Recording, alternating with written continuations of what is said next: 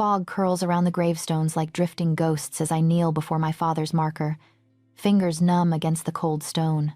My tears soak the earth they buried him in, the same earth the pack stole from us before the grave had cooled. Mother is at home, exhausted and hollow-eyed, trying to stretch one loaf of bread between 3 mouths, while the wolves who robbed us grow fat on our fields. I came here to break in peace, to scream where no one could hear how powerless an Omega truly is. But the cemetery is not empty. Armor creaks behind me, heavy steps sinking into the damp ground, bringing the weight of an entire kingdom with them. I don't need to turn to know it is the Alpha King himself, the man whose word is law, whose gaze can command a pack to its knees. I brace for an order, a dismissal, another reminder of my place. Instead, a low voice cuts through the mist, steady and unexpected. "Who did this to you?" he asks. In that moment, with my grief bared and his power looming over me, the fate of the entire pack begins to shift. I feel him before I see him.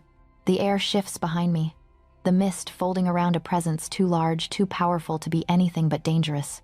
My fingers tighten on the top of my father's gravestone, knuckles white against the damp, cold stone. I drag in a shaky breath, willing my tears to stop, but another hot streak spills down my cheek and falls onto the fresh earth at my knees. "Rise," a voice might have commanded. It does not. Instead, there is silence. Heavy, waiting silence, filled only with the whisper of wind through crooked crosses and the distant caw of a crow. Curiosity wins over fear, just enough for me to turn. He stands there like a figure carved from an old legend. Long braids fall over his broad shoulders, threaded with leather strips and bits of metal that catch the faint light. His armor is dark and scarred, each mark a story I will never know, and yet it gleams where the golden shafts of evening sunlight pierce the mist. His eyes, though, are what pin me in place sharp, assessing, a storm held carefully behind a calm surface. Alpha King Daniel. I have seen him only from afar, a distant figure on a high balcony or astride a warhorse at the front of a procession. Up close, the weight of his presence is suffocating. My wolf curls in on herself, small and trembling under the pressure of his authority. Every instinct screams at me to bow my head, lower my gaze, apologize for existing where he can see me.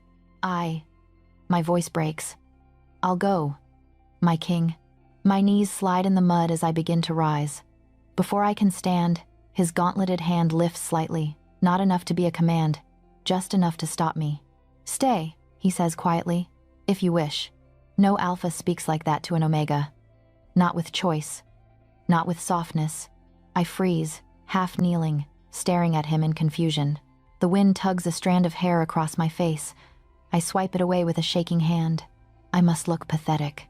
Eyes swollen from crying, dress muddied at the hem, fingers stained with soil from tracing my father's name on the stone.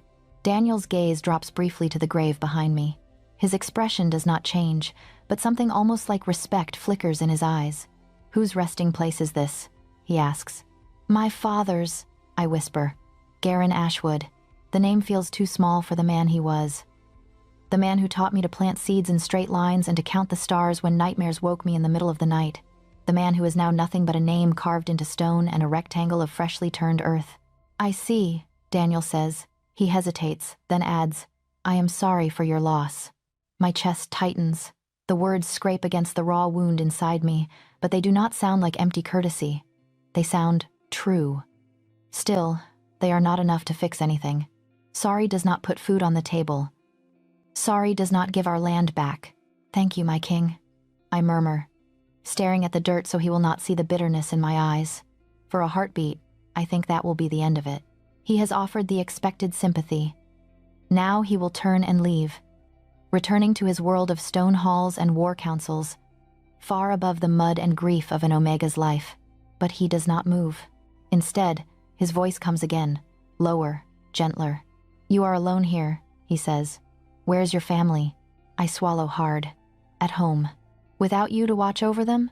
The question is simple, but it splinters something inside me. A sound slips from my throat, half laugh, half sob. "Yes," I say, though there is little left to watch over. Silence settles again. I can feel his attention sharpen, like the moment before a blade is drawn. "Explain," he says. Not an order barked at a soldier, but an invitation edged with steel. What has been done to you? For a moment, I consider lying, saying nothing. Omegas who complain draw trouble, my mother always says. We endure, we lower our heads, we survive. But I am so tired of surviving. The words burst out before I can stop them. They took our land.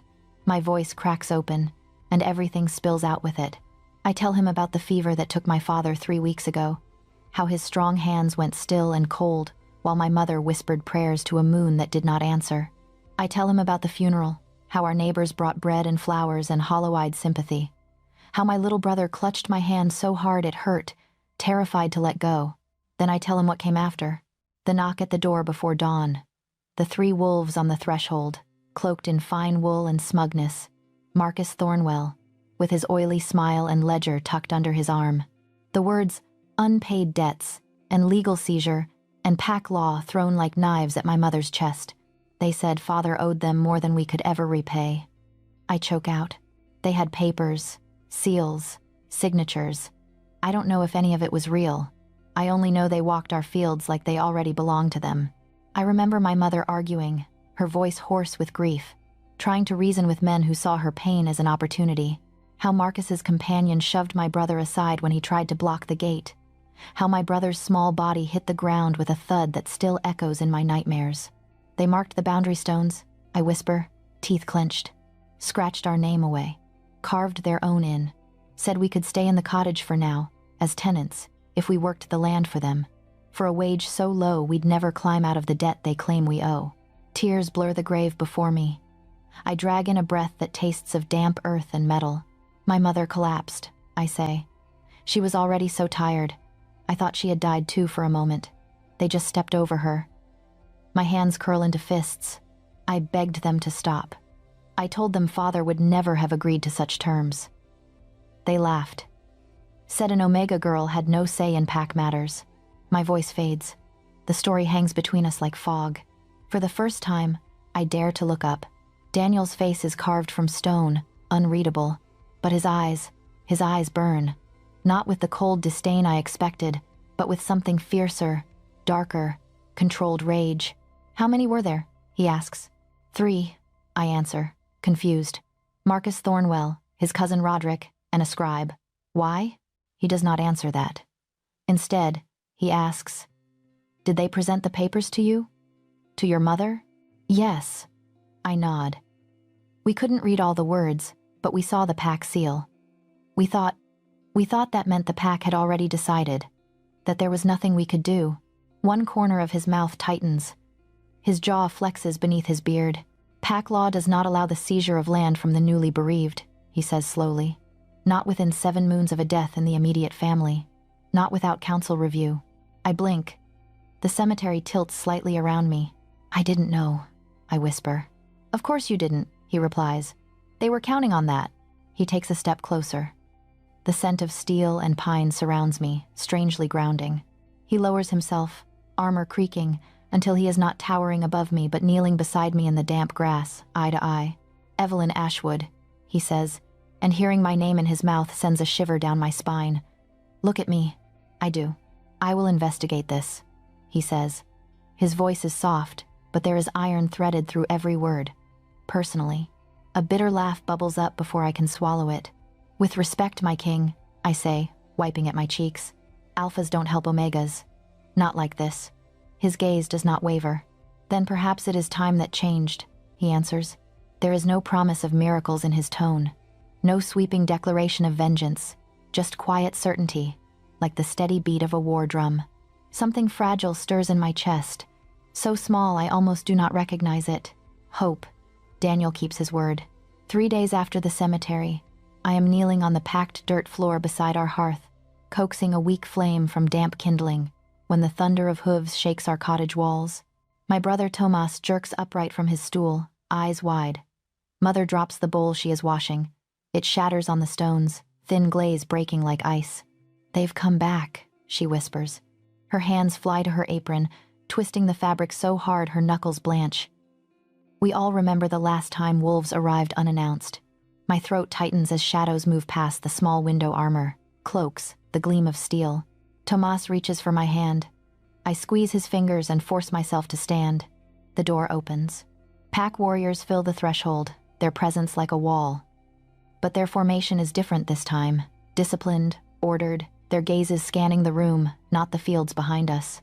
The warrior at the front steps aside, and my breath catches.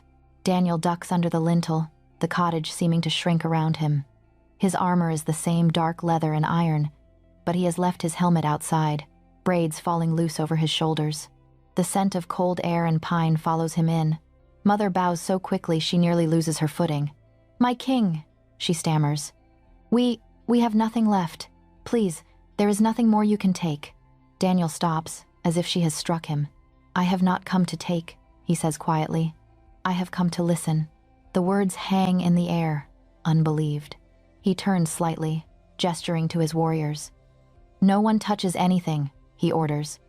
"No one speaks to this family except by my leave." A chorus of subdued yes, my king answers him. The men and women at his back straighten, their expressions settling into attentive neutrality. No smugness. No greed. My heart thuds unevenly. Daniel steps farther inside, moving with care in the cramped space, as if he fears breaking something fragile. His gaze sweeps the room, taking in the patched roof, the empty shelves, the single loaf of bread cooling on the table as if it is a precious artifact. "Evelyn, Mistress Ashwood, Tomas," he says each name deliberately, acknowledging us one by one. "I told you at the graveside that I would investigate. I am here to begin." Mother sways. I lunge forward, catching her elbow. "You remember our names," she murmurs, as though that is more astonishing than his presence. "I remember injustice," he replies. "Names are part of that." He asks if he may sit. Mother nods, flustered, wiping her hands on her apron before dragging a chair forward. Daniel lowers himself into it with a soft clink of armor, somehow making a simple wooden seat look like a throne. "I will need to speak with each of you separately," he says. "It is not that I doubt you, but testimony is strongest when gathered without influence. May I begin with you, Mistress Ashwood?" Mother darts a nervous glance at me. I nod, hoping to lend her courage I barely possess. "In the yard, perhaps," Daniel adds. "The light is better there." He stands, then pauses and looks at Tomas. "Would you mind showing my captain where Marcus Thornwell and his men stood when they came for your fields?" he asks. "You know the land better than any of us." Tomas blinks, startled. Slowly, pride flickers in his eyes. "Yes, my king," he says, shoulders squaring. Daniel gives him a small nod, then ushers Mother outside with a courtesy more suited to a noblewoman than a widow with dirt under her nails. Through the open door, I watch them cross the yard. He does not loom over her. He walks at her pace, head bent to catch her words. Inside, one warrior remains by the door, hands resting loosely on his belt. He studies the ceiling, the hearth, everything but me. It is a deliberate courtesy he is present, but not intrusive. Minutes stretch. When Mother returns, her eyes are red but steady. She touches my arm as she passes, a silent reassurance. Daniel takes her place at the door and gestures for me to join him outside. The sky is a dull pewter, clouds low and heavy. Our fields stretch toward the tree line, winter bare and scarred by the boot prints of men who no longer have the right to walk them. Daniel follows my gaze. "Show me where they marked the stones," he says. We walk side by side along the boundary. He asks questions precise, focused ones. What exact words did Marcus use? Did they present documents before or after entering the house? Did any neighbors witness the exchange? Each question slices closer to the rot beneath the surface. He examines the boundary stones, running calloused fingers over the freshly carved sigils that replaced our family mark. His jaw clenches, the only sign of the anger simmering beneath his calm. "These cuts are recent," he mutters. "Sloppy work, not done by a master mason." "They used a hunting knife," I say. They laughed when the blade slipped. He exhales slowly. When he is satisfied, we return to the cottage. He speaks with Tomas next, kneeling so their eyes are level as my brother recounts being shoved aside. Daniel does not flinch at the boy's trembling voice. Instead, he thanks him for his courage, calling him young wolf, in a tone that makes Tomas stand a little taller. Then he asks to see my father's papers. Mother retrieves a small wooden chest from beneath the bed, the last of my father's legacy. Inside are folded letters, a few coins, a worn leather ledger with cracked edges, Daniel lays everything out on the table with surprising gentleness for a man whose hands are built for war. He spends a long time reading. The cottage is silent, except for the rustle of parchment and the faint tap of his gloved finger against the wood as he compares dates, signatures, seals. Now and then he asks a question. When was this loan taken? Why was this mark added? Who witnessed this agreement? Mother and I answer as best we can. Finally, he lifts the document bearing Marcus Thornwell's claimed debt.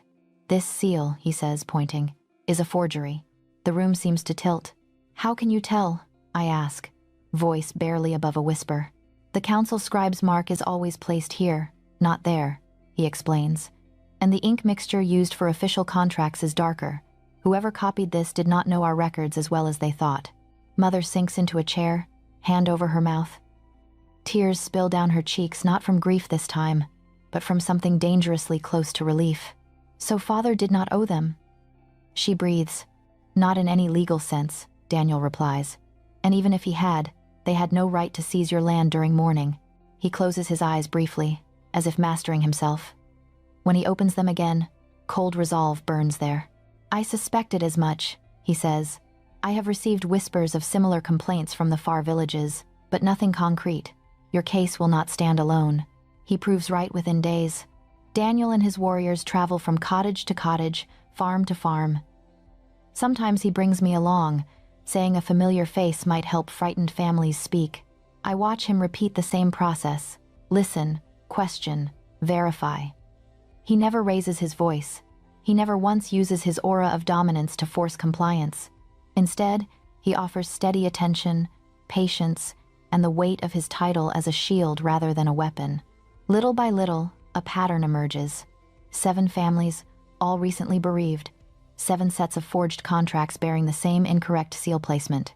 7 boundary lines defaced, 7 sets of fields transferred into the hands of Marcus Thornwell and his circle. By the time we return from the last house, the winter sun is sinking, painting the sky in muted gold. We stand at the edge of the village road, breath fogging in the cold air. 7, I say numbly. How many more do you think? Enough, Daniel answers, that this will not be dismissed as a misunderstanding. He stares down the road leading toward the heart of the Packlands, where the great hall squats like a stone beast. Marcus has been busy, he says, voice quiet and lethal. Too busy, too bold. I study his profile, the hard line of his jaw, the tension in his shoulders. Fury radiates from him, but it is contained, leashed, directed. What will you do? I ask. He turns to me. For a heartbeat, I see not the king, but the man beneath the armor, tired, burdened, yet unwilling to look away. What I should have done when I first heard the whispers, he says. I will drag this rot into the light. Then, softer, he adds, and I will make sure no one ever uses my laws to prey on the grieving again. His promise settles over me like a cloak, warm and startling. For the first time since father died, the world feels less like a trap and more like something that might be mended. Behind us, Tomas runs ahead toward our cottage, shouting to mother that the king is coming to supper. Daniel huffs a quiet laugh, the sound almost disbelieving. He invites himself, does he? He says. He thinks you need feeding, I reply, a shy smile tugging at my lips. Apparently, kings look too serious when they're hungry. Daniel's mouth curves, just slightly. Then I would be honored to accept, he says. As we walk home together, side by side, I realize this investigation is not only changing the fate of 7 families, it is changing me. The Great Hall has always frightened me.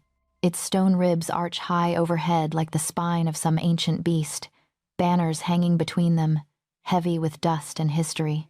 Torches spit and crackle along the walls, throwing restless light over faces turned toward the raised dais where the Alpha King's chair sits.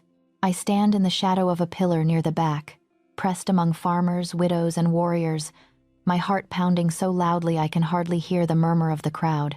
Word has spread like wildfire. The king has called an emergency assembly. Marcus Thornwell and his men have been summoned. They arrive as they always do, richly dressed, smug as lords. Marcus strides down the center aisle with his head high, cloak sweeping the floor, a ring heavy with signet seals flashing on his finger. Roderick and the others flank him, their smirks thin and sharp. They nod to the elders seated in the front rows, trading quiet greetings and confident looks. They think this is a misunderstanding they will smooth away with polished words. Then Daniel enters, and the hall exhales.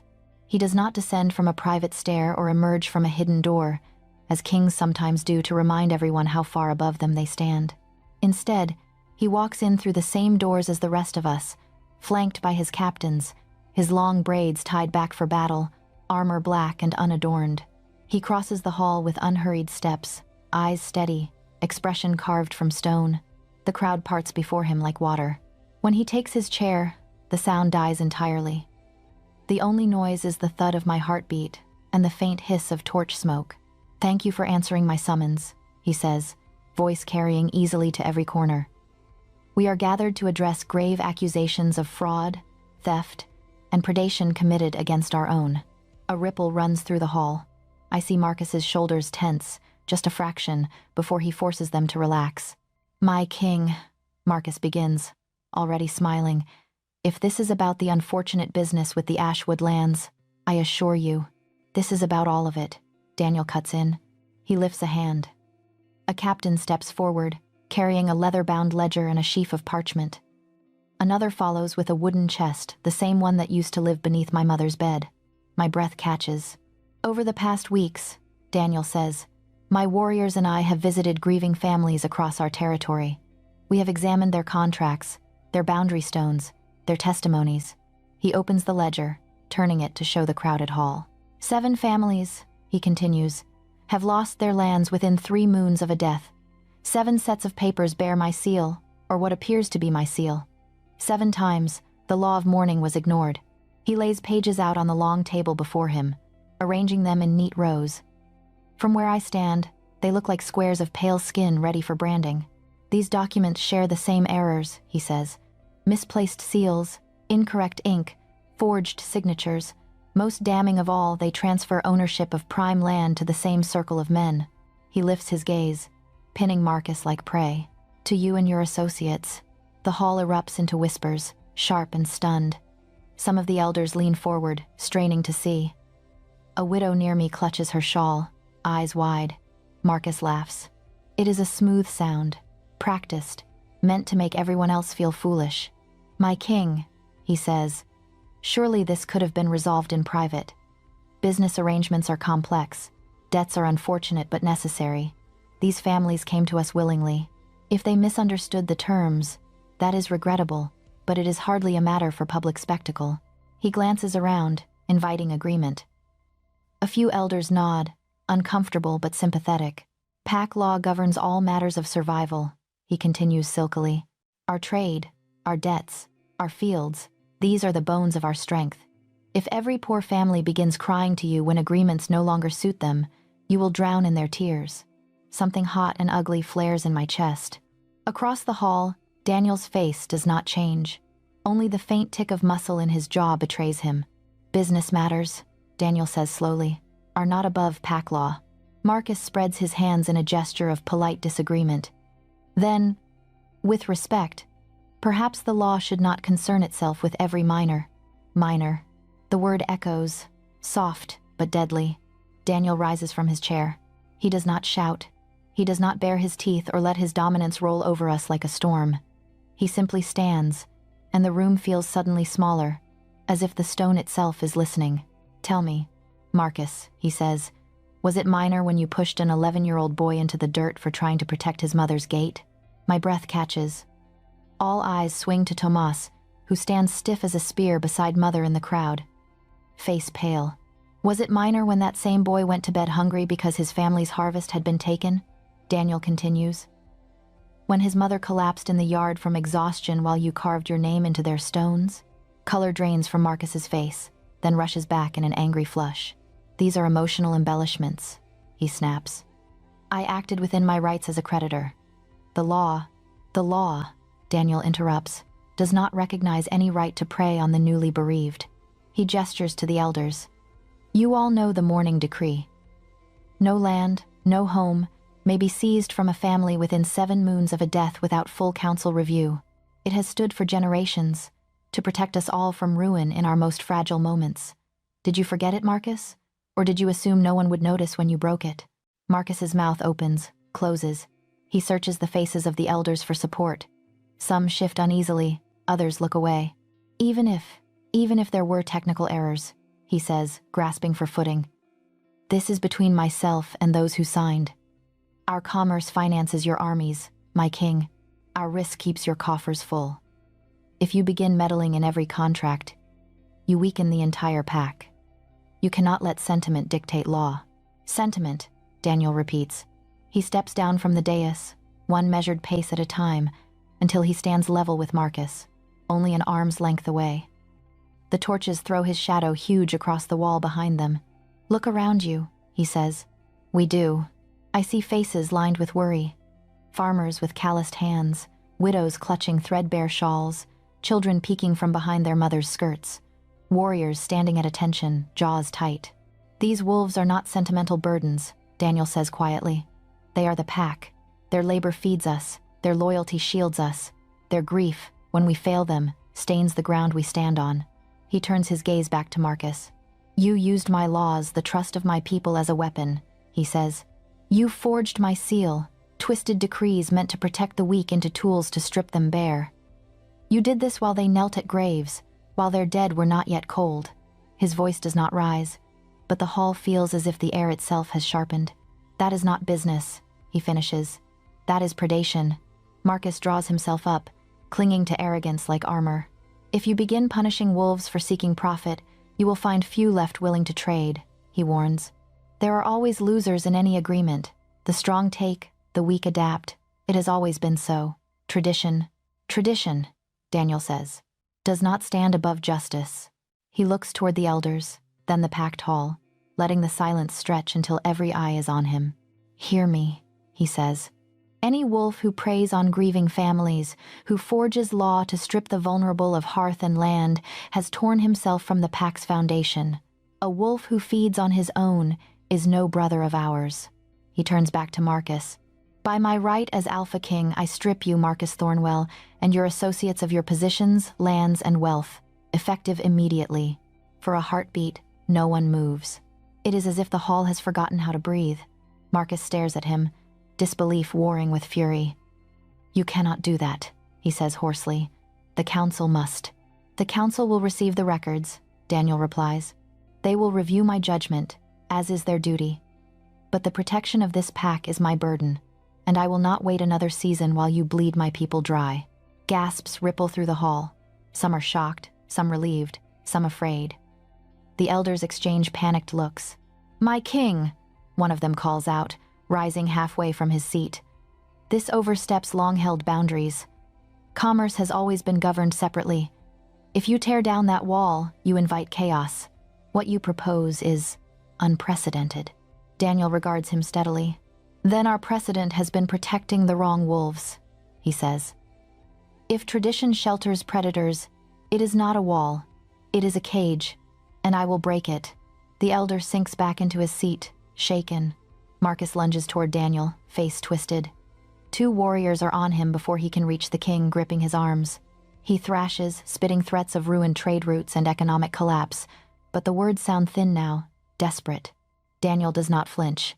Escort Marcus and his associates to the holding cells, he orders, eyes never leaving Marcus's face. They will be treated fairly. They will also answer for every forged mark and every stolen acre. The warriors drag them away, their fine cloaks trailing in the dust. For a long moment, the hall remains frozen. Then, slowly, movement begins. A woman near the front sinks to her knees, tears streaming down her face. A farmer bows his head, shoulders shaking. Tomas grips my hand so tightly it hurts, whispering, He did it. Eve, he really did. I can only stare at Daniel. He stands alone at the center of the hall, surrounded by his own decision. The elders watch him with a mixture of fear and awe. The people, they look at him differently now, not just as a distant king, but as something rarer, a protector. His gaze sweeps the crowd and finds me. For an instant, the weight of the hall falls away. It is just the two of us, as it was in the cemetery, my grief, his power, and the fragile bridge forming between them. He inclines his head to me, a small, almost private acknowledgement. I bow in return, my chest so tight I can barely breathe. He has done more than punish a corrupt wolf.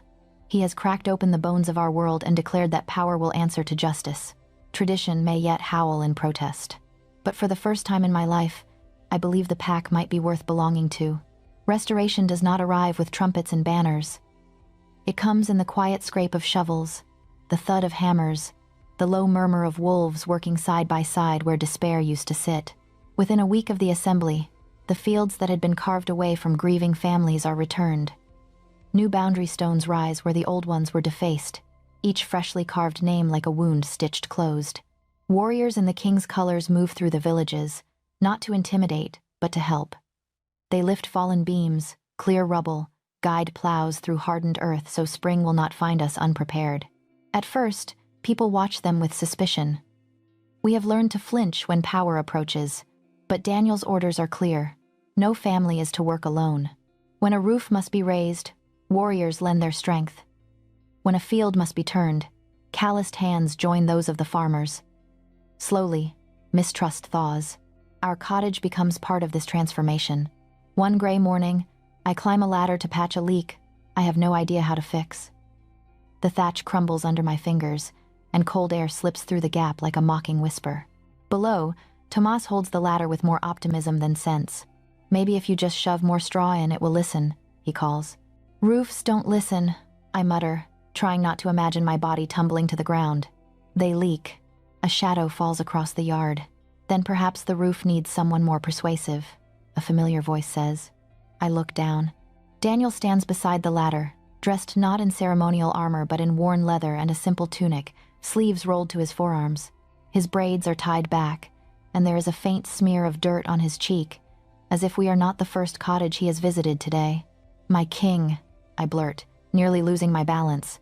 Careful, he says, one hand lifting as if he might catch me from the ground. I would prefer not to have the first casualty of our rebuilding efforts be the woman who started it. Heat rushes to my face. I climb down awkwardly, straw clinging to my hair. Mother emerges from the house, wiping her hands on her apron, eyes wide. Your Majesty, she gasps. We weren't expecting. I know, he says gently. That is why the visit is honest. He looks up at the roof, considering. You have been trying to mend that since the last storm, haven't you? Mother nods, embarrassed. The boys who used to help. Their families had to move when the land was taken. We've managed, but you shouldn't have to just manage, Daniel replies. He turns to Tomas. Fetch me another ladder, young wolf. If your sister will allow it, I will persuade this roof to behave. Tomas beams. Yes, my king.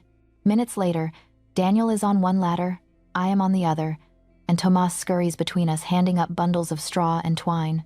Mother hovers below, alternately fretting and laughing, her hands covering her mouth whenever Daniel makes a joke about roofs being more stubborn than council elders.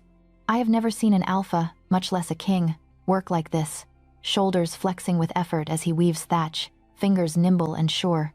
He explains what he is doing as he goes, teaching both me and Tomas how to layer the straw so the rain will slide away instead of finding every crack.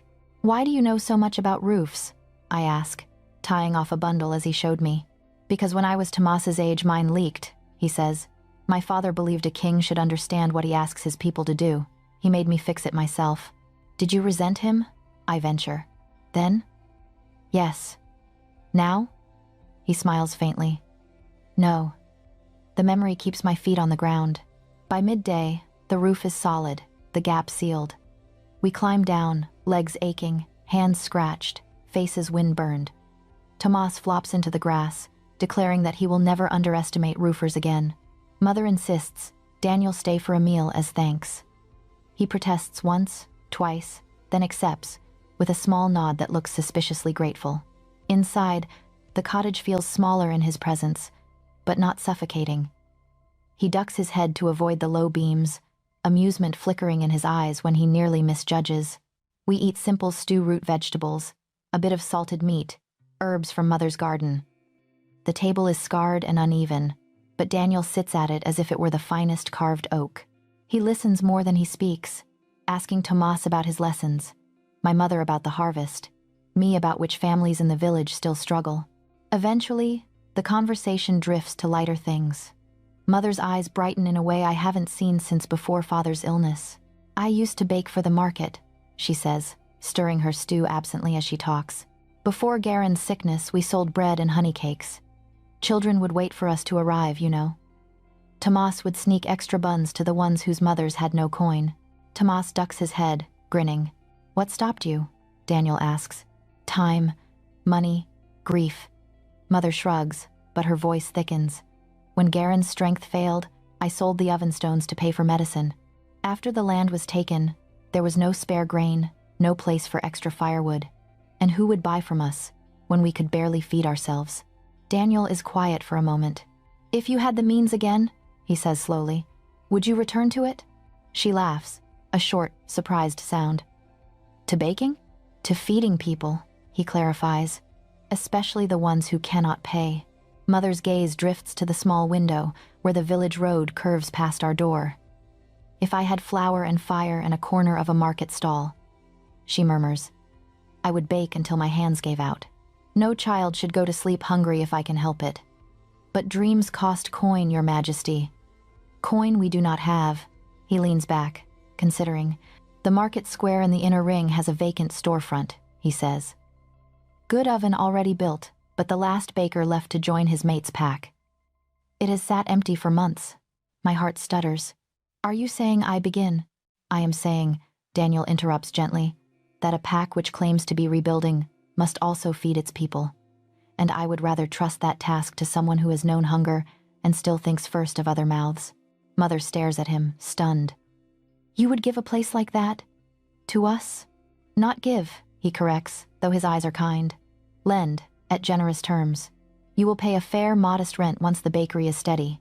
Until then, the Crown will provide flour, salt, and initial supplies. In return, you will commit to a daily basket for those who cannot pay. We will help you identify them. Tomas makes a strangled sound that might be a cheer. I can only grip the edge of the table, knuckles whitening. Why? I ask before I can stop myself. Why us? There are other families, other bakers. You've already done so much. The land, the warriors, the repairs. You could have stopped at punishing Marcus and no one would have questioned you. Daniel's gaze shifts to me. For a moment, the room seems quieter, as if even the fire is listening. Because punishment alone does not mend what was broken, he says.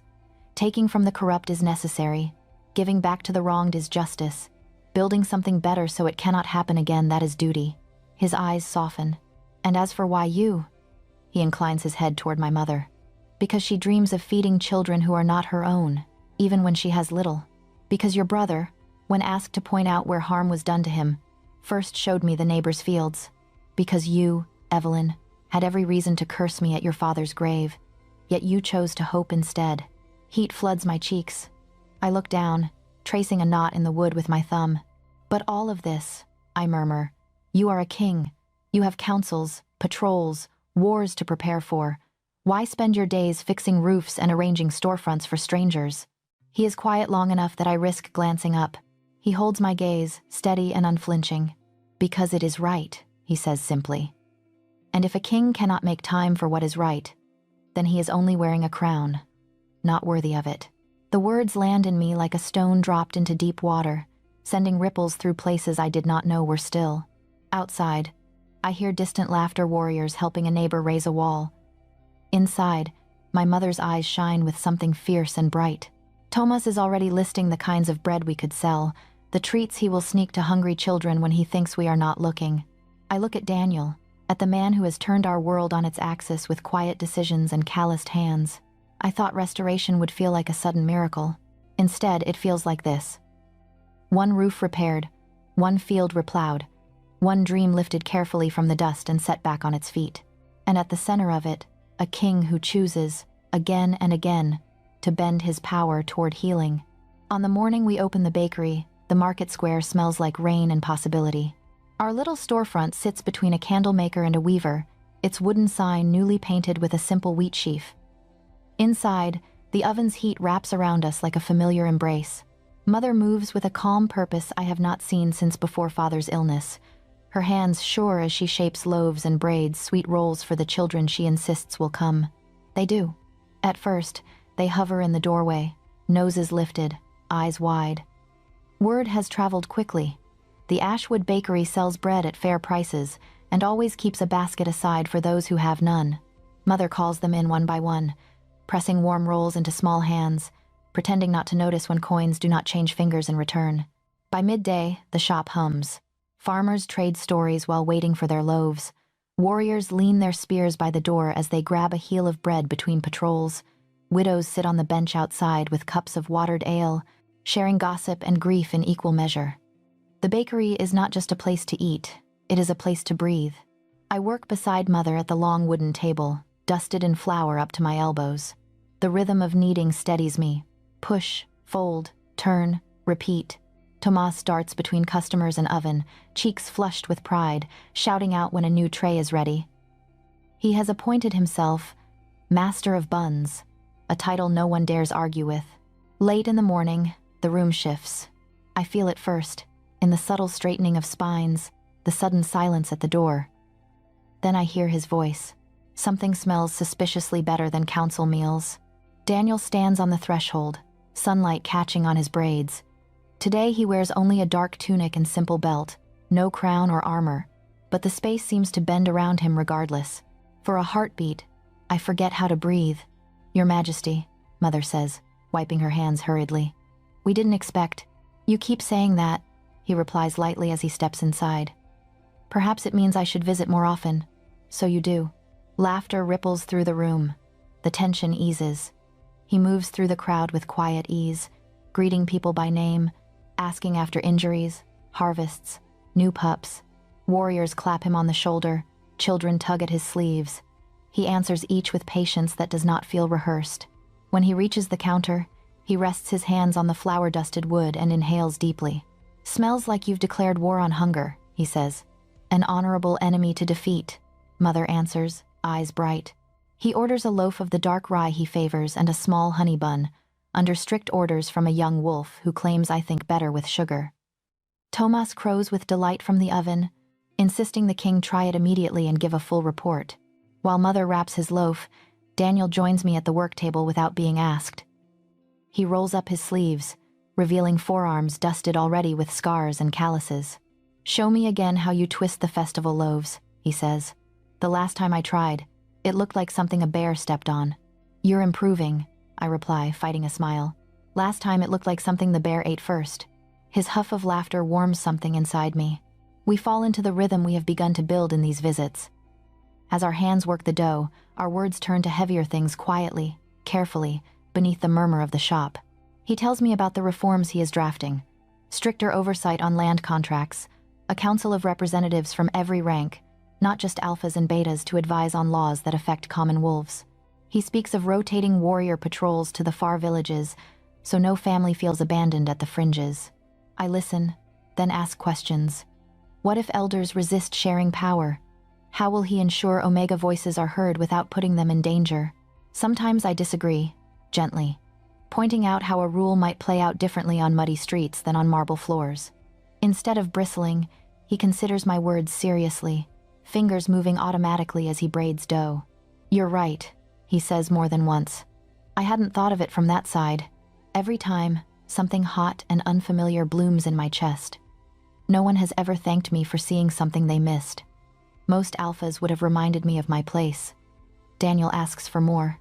Between talk of laws and patrols, he asks for stories of my father. At first, it hurts too much to answer. But he persists, gently, curious rather than prying. I find myself telling him about father's terrible singing and how he could never plow a straight furrow without humming. About the way he used to lift Tomas onto his shoulders to chase fireflies, how he taught me the names of every herb on our land as if each were a friend. He sounds like a good man, Daniel says quietly. He was, I answer. He would have liked you.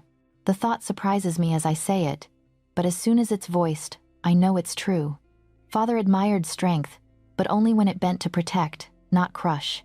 He would have recognized that in Daniel. In the slower hours of the afternoon, children cluster in the doorway, drawn by the smell and the warmth. Some can pay, most cannot. Mother pretends not to notice when Daniel reaches into the basket set aside for the poor, handing out rolls with a conspirator's wink. Official royal rations, he tells them solemnly. Failure to eat immediately may result in confiscation by hungry kings. They giggle and bite in, crumbs scattering down their chins. Watching him watch them, the way his shoulders loosen, the way his eyes soften at the sight of full mouths does something dangerous to my heart. There is no electric jolt when our fingers brush over dough, no mystical tug of some fated bond, just warmth, just awareness. I find myself cataloging the small things, how he always leaves his boots by the door so he won't track mud across the clean floors, even as others follow him in without thinking. How he remembers that Mother prefers her tea strong and unsweetened, that Tomas likes his buns with extra honey, that I hate when people speak about omegas as if we are a single, simple thing. How, when a customer complains loudly about charity attracting beggars, Daniel does not flare his dominance or shame the man. Instead, he asks him to stay and help knead for an hour, so he can see how much work goes into each loaf he thinks so little of. By the end of the hour, the man leaves sweating and thoughtful, a free roll in hand and none of the arrogance he arrived with. No mate bond could have told me any of this. No mystical pull could have revealed who he chooses to be when no one demands it. As days turn into weeks, our conversations stretch longer.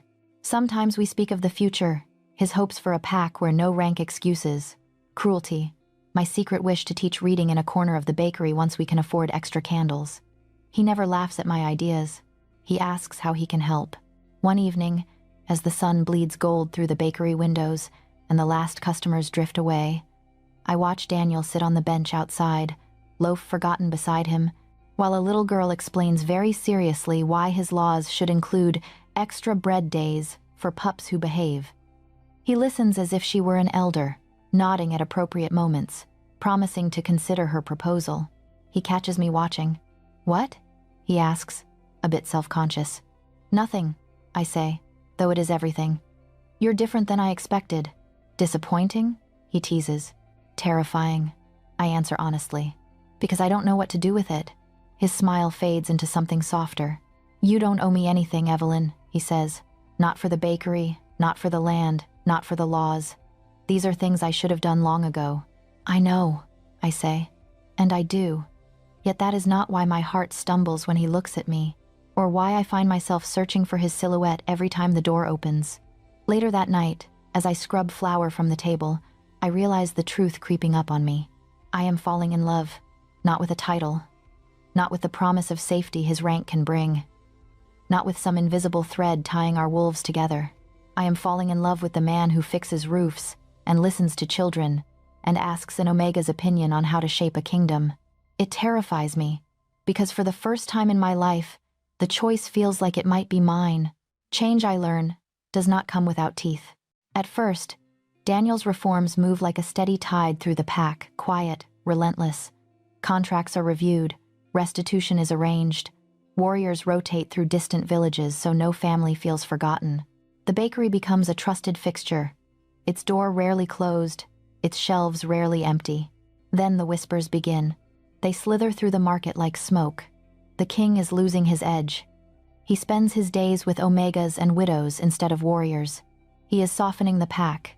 He is coddling the weak. Marcus's allies cannot confront him openly, not after his public fall, but their voices carry in corners and alleys. They plant doubt where they can.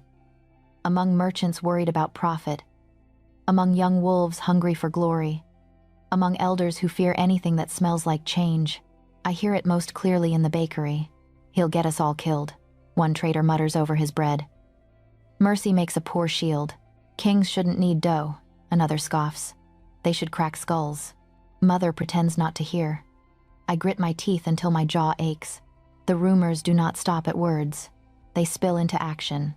One afternoon, on my way to deliver a basket of day-old loaves to the training grounds, I hear the sharp ring of steel on steel and the raw shouts of young warriors testing themselves.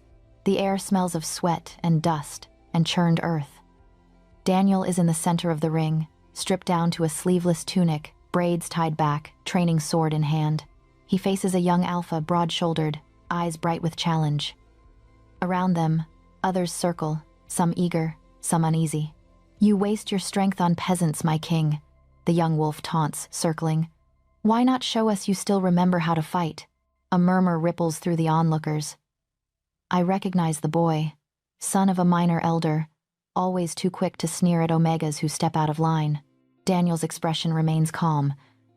If you seek a training bout, you need only ask, he says. Not insult those I protect. Is there a difference? The boy laughs. You guard their feelings more fiercely than our borders. Several wolves snicker. My fists tighten around the basket handle. Daniel inclines his head once. Very well. You wish a demonstration. You shall have one. They clash. It is not a grand, theatrical fight. Daniel does not drag it out to humiliate his opponent, nor does he crush him with overwhelming force. He moves with efficient precision, each block and strike measured, controlled. Where the boy lunges to impress, Daniel steps aside with quiet economy, letting the younger wolf's momentum betray him. Within minutes, the boy hits the dirt, sword skittering away. Daniel's blade rests at his throat, but the king's breathing remains steady. This is strength, Daniel says, voice carrying. He lifts his sword away and offers the boy a hand up. Not the power to trample those beneath you, but the discipline to know when not to. The boy hesitates, then accepts the hand.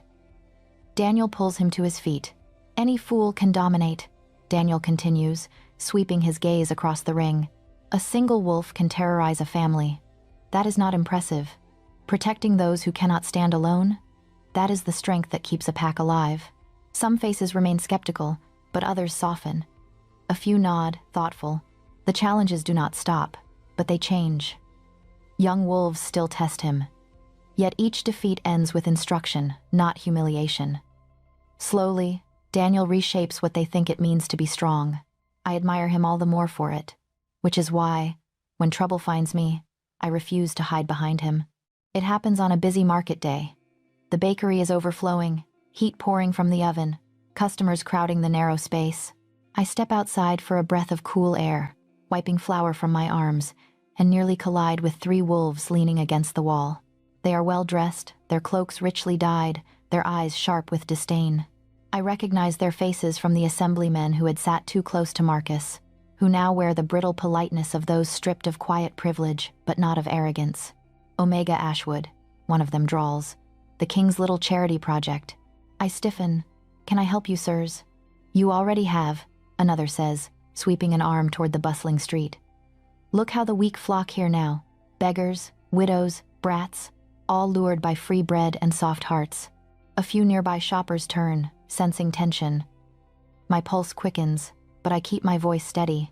We feed those who are hungry, I say. That's hardly a crime. It is when they forget how to fend for themselves, the first wolf retorts. Your kindness makes them dependent, and our king's obsession with such things makes this pack soft. Omegas should know their place, not parade around pretending to be important. The word lands like a slap. Anger flares, hot and bright. 100 responses fight to reach my tongue, but years of conditioning slam a hand over their mouths. I taste iron where I've bitten my own lip. Behind the men, I catch sight of Daniel moving through the crowd toward the bakery, flanked by a single guard. He slows as he notices the scene, reading it in an instant. Part of me wants him to sweep in, to silence them with a glare, to remind them who holds true power here. It would be so easy to step back and let his authority shield me. Instead, he stops a short distance away. He doesn't intervene. He doesn't shout. He simply stands where I can see him, where they can too, his presence coiled but contained. Our eyes meet. He gives the smallest tilt of his head a question, not a command. Do you want me to step in? My heart hammers against my ribs. The old script urges me to stay quiet, to shrink, to wait for someone stronger to speak for me. But a new voice, one forged in the ashes of a ruined field and the warmth of a busy bakery, whispers something different. This is your fight, if you want it. I turn back to the men. If you have grievances, I say, surprised at how steady my voice sounds, perhaps you should bring them to the king directly, instead of spitting them at the people he's trying to help. One snorts, as if he would listen to us over his beloved Omegas. He listens to truth, I reply. And the truth is this. Those beggars worked these lands long before you noticed them. They paid in sweat while you played with numbers. When wolves like Marcus stole from families in mourning, did you protest then, or did you profit? A flush creeps up his neck. You know nothing of pack economics, he sneers. I know what hunger looks like, I say. I know what despair sounds like when a mother thinks she cannot feed her child. And I know our king is choosing to stand between that suffering and the wolves who would exploit it. If that is weakness, then perhaps we need more of it. Murmurs stir around us. A few onlookers nod. Someone murmurs, "Well said," under their breath. The man steps closer, looming. My wolf shivers, but I hold my ground. "Careful, girl," he growls. "Your tongue is getting bold. Because your cruelty used to go unanswered," another voice says.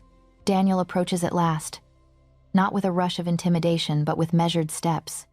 He comes to stand at my side, not in front of me, not between us, but beside me, shoulder a breath away from mine. "If you wish to debate my policies," he continues, eyes on the men, "you are welcome to request an audience, but you will not threaten those who speak in their defense. Not in my markets, not in my presence." They bow stiffly, forced by rank if not respect. "We meant no disrespect, my king," one lies smoothly. "We are only concerned for the pack's future." "So am I," Daniel answers. "That is why I am changing it." Their jaws tighten. After a brief, tense pause, they turn and stalk away, cloaks snapping behind them. Silence clings to the space they leave. I realize only then that my hands are shaking. Daniel notices. He doesn't touch me, but his voice softens. "Are you all right?" he asks. "Yes," I say. "Then amend honestly." "Eventually." He nods, accepting both. "You had a choice," he says. "You could have walked away. You could have let me handle it. You didn't." "I was tired," I admit, still watching the crowd slowly resume its flow. Tired of letting wolves like that speak as if they are the only ones who matter. His gaze warms, pride bright as summer sun. "You spoke well," he says. "Better than I might have." "That's not true." "It is," he insists. "They expect defiance from me. From you, they heard something they haven't learned how to dismiss yet." My throat tightens unexpectedly. "I was afraid," I confess quietly. "Being brave does not mean never feeling fear," he replies. "It means choosing what matters more." Our eyes meet, and for a heartbeat, the noise of the market fades. I see the man who gave me space to choose, even when every instinct in him must have been to shield and command. He smiles then, small, genuine, overflowing with something that makes my chest ache. Pride. In me. "Thank you for standing with me, Evelyn," he says. I shake my head, managing a shaky laugh. "I think I was standing with you." "Exactly," he answers. And as we return to the bakery, side by side, I realize that resistance has done more than test our resolve. It has woven our paths tighter together, not through commands or fate, but through choices made in the light of opposition. Change, it turns out, is measured less in decrees and more in the quiet moments no one writes into law. By the time the first spring after Father's death softens the ground, I can see the difference in the pack with my own eyes. The bakery opens before dawn each day, and by sunrise there is already a line at the door. Children arrive with empty hands and hopeful eyes, leaving with warm rolls and sticky fingers. Farmers trade loaves for baskets of early greens. Widows bring jars of jam, insisting on paying with something, even if it's only a share of last summer's fruit. The families whose land was restored now walk with their backs a little straighter. New fences gleam where rotted ones once leaned. I hear laughter in yards that used to echo only with argument. Not every wound has healed, some never will, but the constant ache of fear has eased into something else. Cautious trust. The sense that if disaster comes again, we will not face it alone. New rules settle into place like stones in a wall. No contract touching land or homes can be signed without a witness chosen by the family. A small council of common wolves meets monthly with Daniel to review complaints. Omegas, betas, even a few brave humans attend, voices that once would have been ignored, now shaping the bones of our future. In the midst of all this, Daniel and I grow into each other's days as naturally as breath. Sometimes he comes to the bakery at dawn, before the market wakes. The streets are still and blue, the only sounds the soft thud of dough on wood and the crackle of the oven. He rolls up his sleeves and works beside me, hands dusted in flour instead of blood or ink. We talk in those hours about things that would sound strange in the echoing stone of the great hall. What if the council rotated every few years? He wonders aloud, shaping dough into rounds. No one should sit so long that they forget the feel of mud.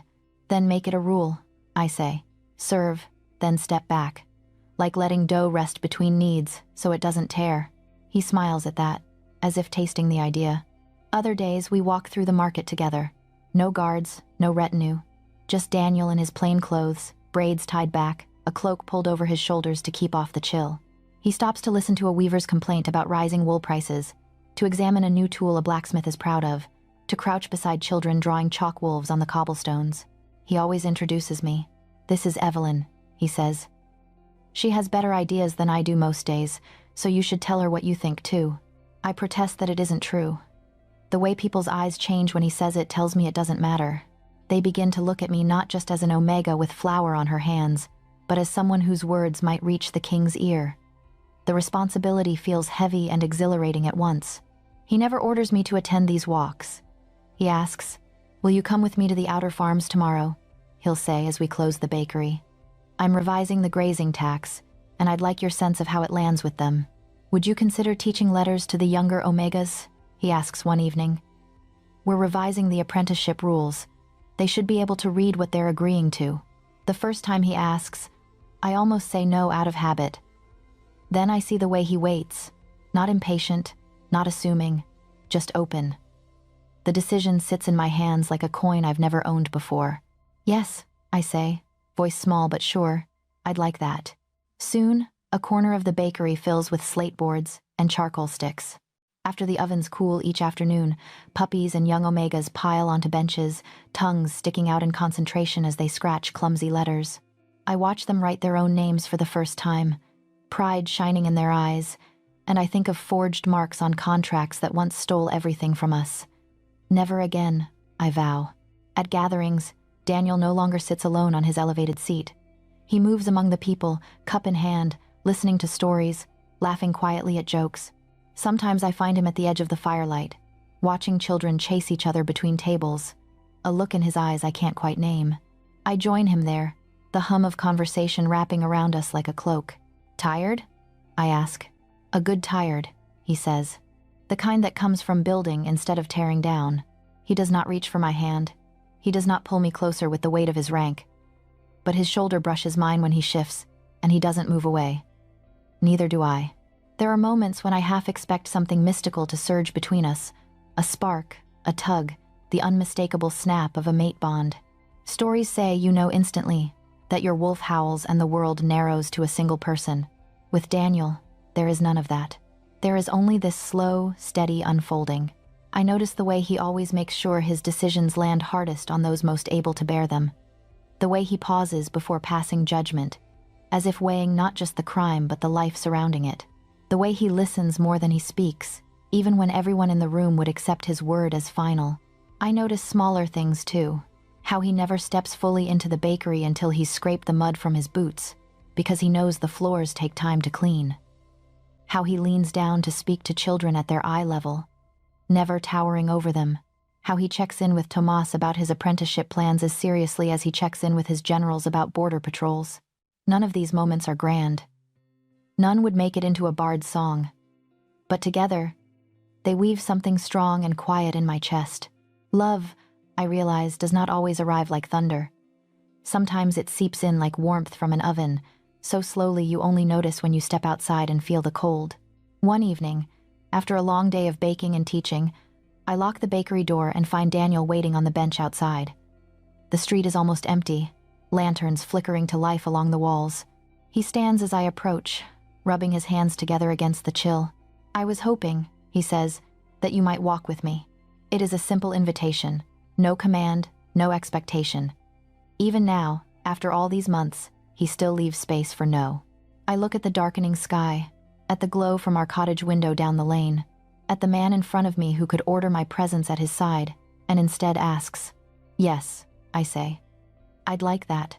We walk without speaking at first, our steps falling into easy rhythm on the cobblestones.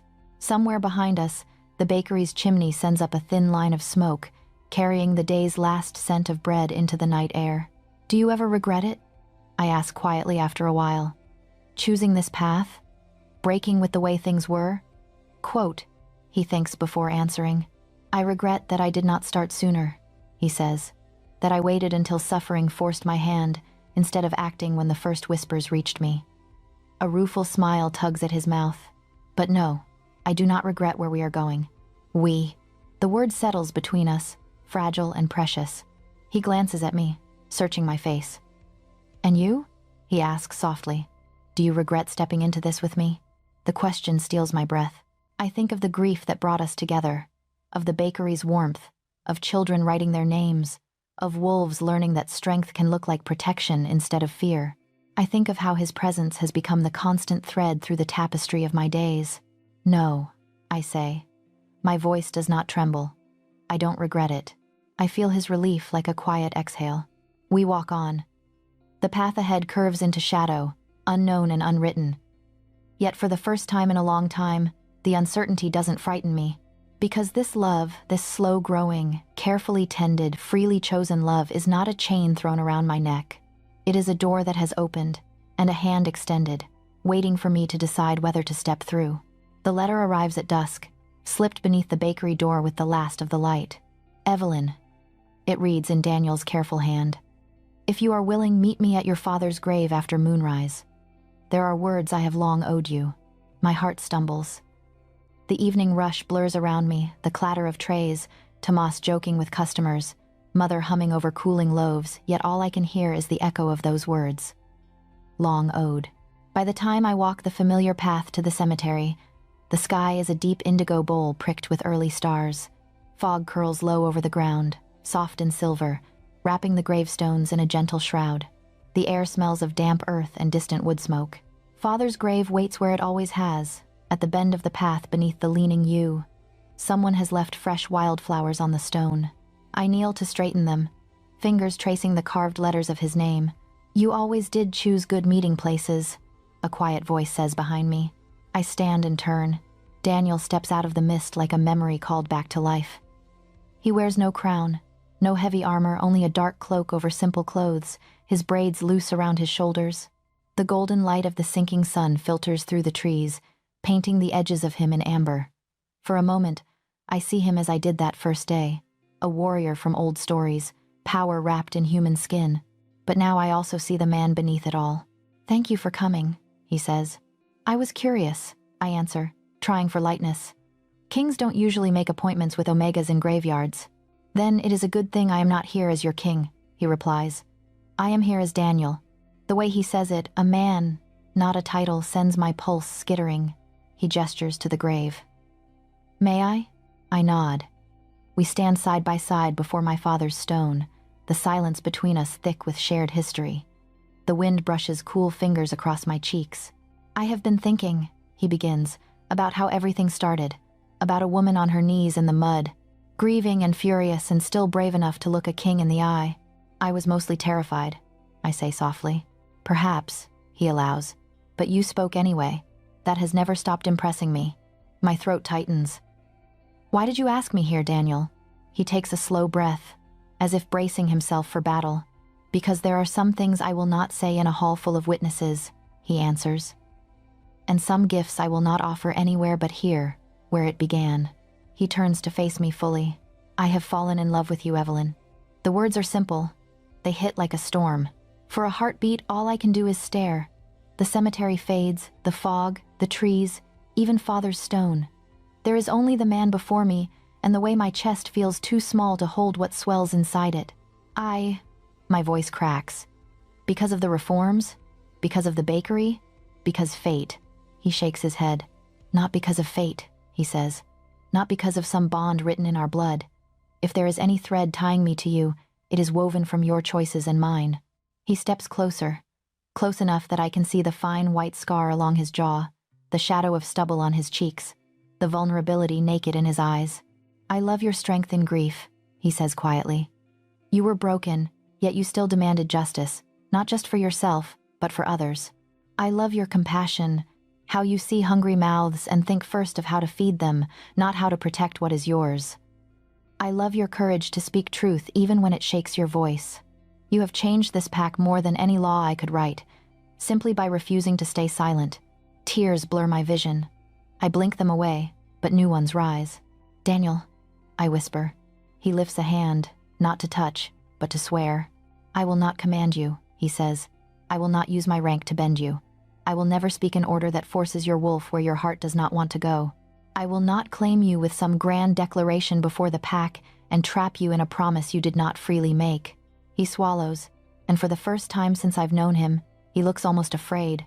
All I can do, he continues, is tell you what I hope for. I want to build a life with you. To share the work we've begun. To wake each morning knowing I will face the day beside the woman who challenged me to be a better king and a better man. He lets out a shaky breath.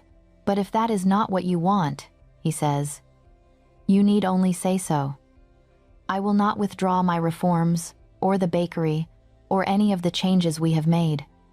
They are not gifts I gave to earn your affection. They were simply the right things to do. His voice softens to a bare whisper. I am asking Evelyn Ashwood, he says, if you will choose me, not as your king, as your partner. The world holds its breath.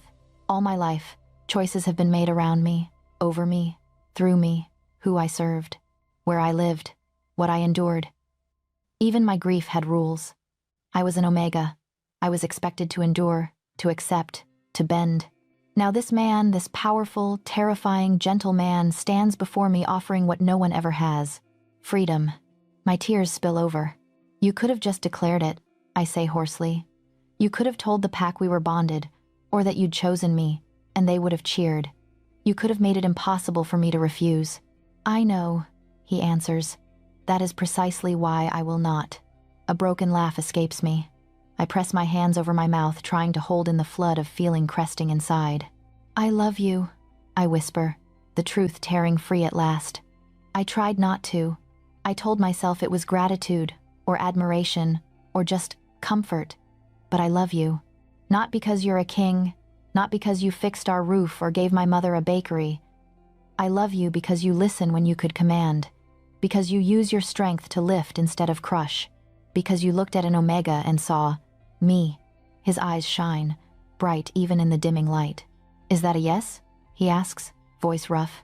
I laugh again, half sob, shaking my head at him. Yes, I say. It's a yes. For a moment, he doesn't move, as if he's giving me one last chance to change my mind. When I don't, when I step toward him instead, he lets out a breath like he's been holding it for years. May I? He murmurs. Please, I answer. His hands rise to cradle my face, calloused palms warm against my damp cheeks. He leans in slowly, giving me all the time in the world to pull away. I don't. Our lips meet between the graves, between the past and the future, between grief and hope. The kiss is not claiming or conquering. It is a promise spoken without words. It tastes of salt and warmth, and something fierce and bright that feels like both an ending and a beginning. When we finally part, my forehead rests against his. The cemetery is quiet around us, the fog a soft curtain, the last rays of sunlight turning the edges of the stones to gold. Your father is probably watching, Daniel says softly. I hope he approves. A fresh tear slips free, this one edged with laughter. He always said if I ever chose a mate, he'd better be worth arguing with, I say. I think you qualify. He smiles, and in that moment, the weight of crown and duty and expectation falls away. He is just a man in a graveyard, holding the woman he loves, grateful for the miracle of her yes. We stand there a while longer, letting the silence settle around our joined hands. The path ahead will not be easy. Some will resent an omega at the king's side. Others will question every step we take toward a fairer world, but we will face it together. Not because fate demands it, not because rank requires it, but because we both chose this, because we chose each other. If you've journeyed with Evelyn and Daniel this far, thank you. What was your favorite moment of their story so far, and where in the world are you reading from?